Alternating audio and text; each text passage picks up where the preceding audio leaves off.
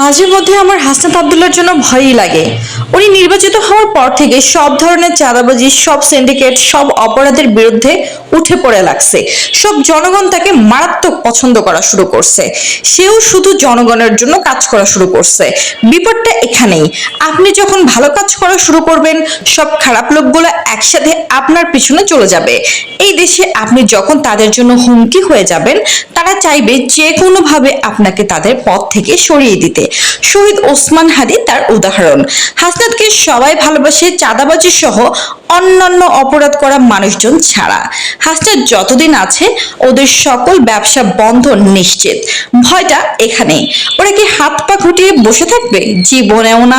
হাসনাতের মতো নেতা, সে শুধু মানুষেরই ভালো চায়, আর মানুষের ভালো চায় না তাদেরই হাসনাতকে পছন্দ না।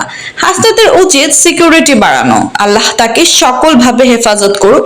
আমরা হাদিকে হারিয়েছি, আমাদের প্রিয় হাদি ভাইকে হারিয়েছি, হাসনাতকে আমরা হারাতে আর চাই না।